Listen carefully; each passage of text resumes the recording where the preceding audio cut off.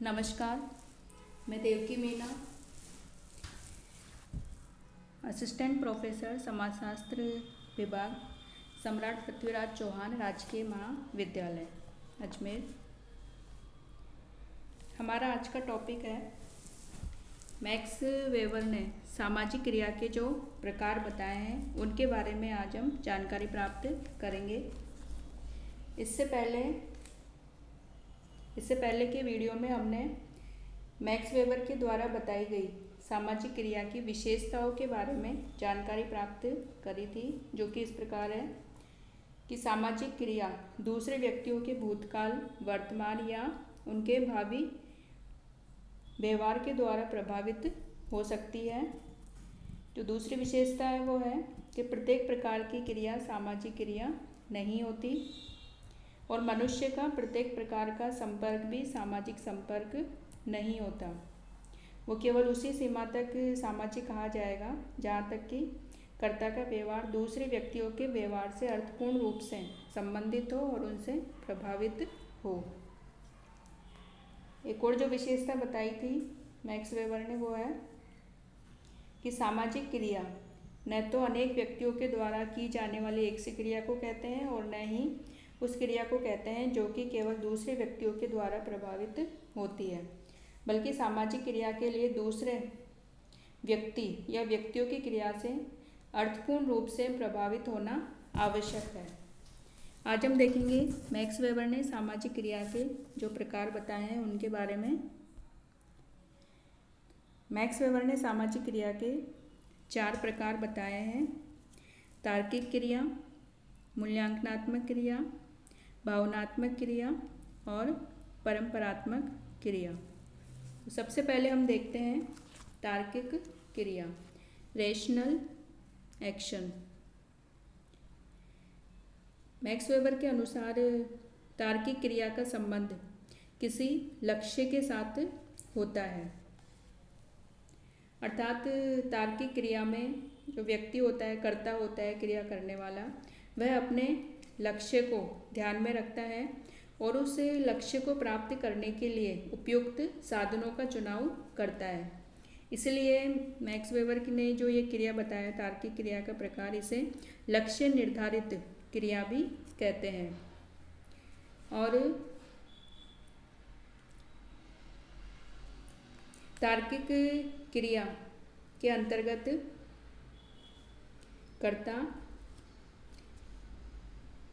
कर्ता के द्वारा सचेत और योजनाबद्ध रूप से लक्ष्यों का और साधनों को ध्यान में रखकर किया जाता है। तार्किक क्रिया है वह कर्ता के द्वारा जो उसके जो लक्ष्य हैं उनको और लक्ष्यों को प्राप्त करने के लिए जो साधन है उनको ध्यान में रखकर इस प्रकार की क्रिया की जाती है। साथ ही मैक्स वेबर ने ये भी कहा है कि जो ये तार्किकता है इसकी व्याख्या कर्ता के ज्ञान के आधार पर की जानी चाहिए, न कि अवलोकनकर्ता के दृष्टिकोण से। अर्थात व्यक्ति को या कर्ता को जितना ज्ञान है उसके आधार पर उसकी क्रिया तार्किक होगी, अर्थात वह अपने ज्ञान के आधार पर ही अपने लक्ष्य को प्राप्त करने के लिए साधनों का चयन करेगा और इसमें दूसरे व्यक्तियों की दृष्टि में वह तार्किक हो यह आवश्यक नहीं है। उदाहरण के रूप में तार्किक क्रिया के जो उदाहरण उनके रूप में हम देख सकते हैं कि यदि मान लीजिए कोई व्यक्ति नया बिजनेस स्टार्ट करना चाहता है, व्यापार शुरू करना चाहता है नया, तो वह इसके लिए अपने पास जो पूंजी है उसके पास, साथ ही जो ग्राहक है, माल की आवक है, मुनाफा है, इन सब का वह हिसाब लगाता है और फिर वह कोई बिजनेस स्टार्ट करता है। तो ये उस प्रकार ये जो उसकी क्रिया है ये तार्किक क्रिया के अंतर्गत आती है। इसी प्रकार एक पुल का निर्माण करते समय एक इंजीनियर की क्रिया, धन कमाने के लिए एक व्यापार की क्रिया या युद्ध में सफलता प्राप्त करने के लिए लगे हुए सैनिक की क्रिया, इस प्रकार की क्रिया के अंतर्गत सम्मिलित की जा सकती है। दूसरा जो प्रकार है मैक्स वेबर ने जो बताया है वो है मूल्यांकनात्मक क्रिया, इवेल्यूटिव एक्शन। इस प्रकार की क्रिया के पीछे किसी तर्क का होना आवश्यक नहीं है, क्योंकि मूल्यांकनात्मक क्रियाएं नैतिक, धार्मिक, कलात्मक या आदर्शात्मक आधार पर की जाती है और इनके पीछे किसी तर्क का होना आवश्यक नहीं है। और इस प्रकार की जो क्रियाएं हैं वो धार्मिक या नैतिक आधार पर इस प्रकार की क्रियाएं की जाती है और लोगों से इस प्रकार की क्रिया करने की समाज में अपेक्षा भी की जाती है, जैसे कि ईश्वर भजन करना,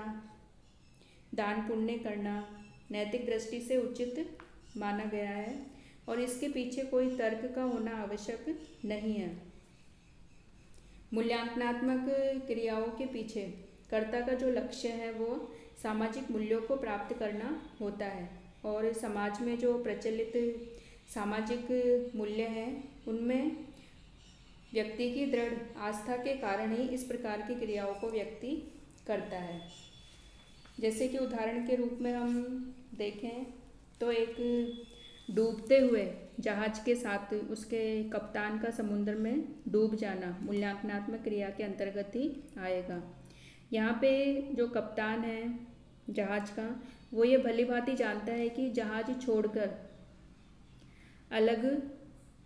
नहीं होने से उसे सदैव के लिए अपने जीवन से हाथ धोना पड़ेगा, परंतु वह फिर भी अपने जहाज को छोड़ने के बजाय मर जाना उचित समझता है, क्योंकि जहाज छोड़कर चला जाना किसी भी रूप में सम्मानजनक कार्य नहीं माना जाता समाज में और इसी मूल्य से प्रभावित होकर वह क्रिया करता है और जहाज को छोड़कर नहीं जाता। और यहाँ पे सभी प्रकार के जो खतरे हैं उनको स्वीकार करते हुए वह क्रिया करता है और हालांकि वह इसमें जानता है कि उसके ऐसा करने से उसके कोई बाहरी परिणाम उसको प्राप्त नहीं होंगे और वह केवल ऐसा इसलिए करता है क्योंकि वह समाज में जो प्रचलित मूल्य हैं उनके प्रति जो सम्मान है और प्रतिष्ठा के जो अपने स्वयं के जो आदर्श हैं उनके प्रति वह वफादार रहना चाहता है। तो इस प्रकार जो मूल्यांकनात्मक क्रिया है वह समाज में प्रचलित मूल्यों से प्रभावित होकर की जाती है। अगला जो प्रकार है मैक्स वेबर ने बताया है वो है भावनात्मक क्रिया, अफेक्टिव एक्शन। इस प्रकार की जो क्रिया है उसे प्रभावात्मक क्रिया या संवेगात्मक क्रिया भी कहते हैं, क्योंकि व्यक्ति की जो इस प्रकार की क्रियाओं का संबंध है वो व्यक्ति के संवेग यानी इमोशंस और भावात्मक दशाओं से होता है, जैसे कि दया, प्रेम, घृणा, क्रोध, सहानुभूति आदि के वशीभूत होकर इस प्रकार की क्रियाएं की जाती है।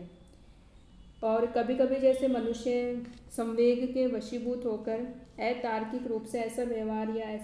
ऐसी क्रियाएं वो करता है जिससे कि बाद में उसे पछताना पड़ता है और यदि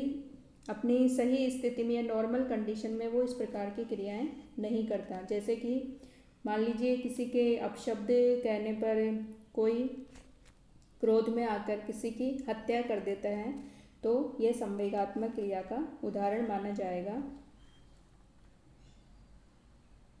और इस प्रकार की क्रिया के जो लक्ष्य हैं और मूल्यों की व्यवस्था के संदर्भ में इसको परिभाषित नहीं किया जा सकता, बल्कि जो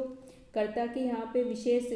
परिस्थितियों की जो संवेगात्मक प्रतिक्रिया के रूप में इस प्रकार की क्रिया को देखा जाता है। यानी कि जब परिस्थितियाँ ऐसी बन जाती है कि कर्ता का स्वयं पर नियंत्रण समाप्त हो जाता है तब वह इस प्रकार का भावावेश में आकर इस प्रकार का व्यवहार कर बैठता है जो वह सामान्य परिस्थितियों में अथवा स्वस्थ मानसिक स्थिति में वह नहीं करता या नहीं करना चाहता। तो इस प्रकार भावनात्मक क्रियाएं व्यक्ति के जो संवेग है उनसे प्रभावित होकर की जाती है। अगली जो क्रिया का जो प्रकार है वो है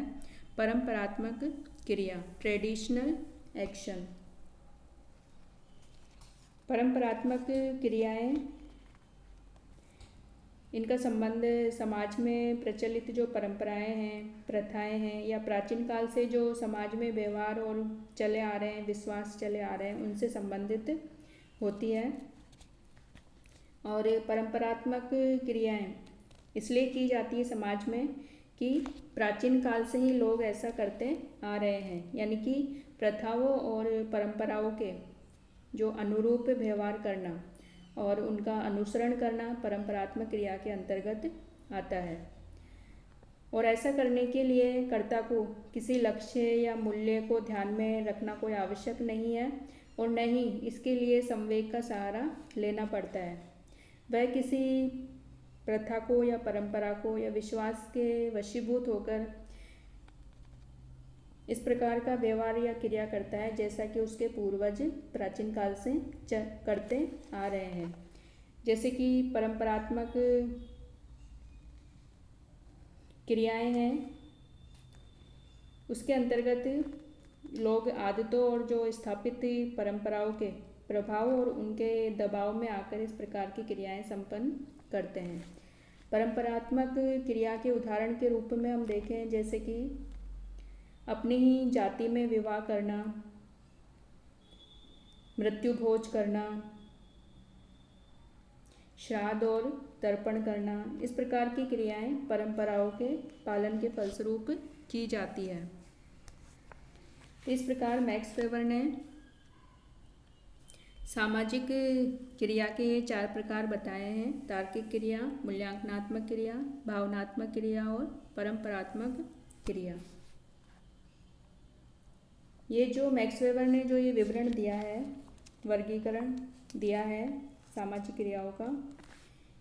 इसमें यह दर्शाया गया है कि जो आधुनिक और जो पश्चिमी समाज है उनके अंतर्गत तार्किक क्रियाओं की प्रधानता पाई जाती है, क्योंकि उनमें जो क्रियाएं होती है, अधिकांश क्रियाएं इस प्रकार के समाजों में, आधुनिक समाजों में, वो लक्ष्य और साधनों को ध्यान में रखकर की जाती है। इसके विपरीत जो परंपरात्मक समाज है उनमें अन्य प्रकार की क्रियाओं की प्रधानता पाई जाती है, जैसे कि परंपरात्मक क्रिया, संवेगात्मक क्रिया और मूल्यांकनात्मक क्रिया।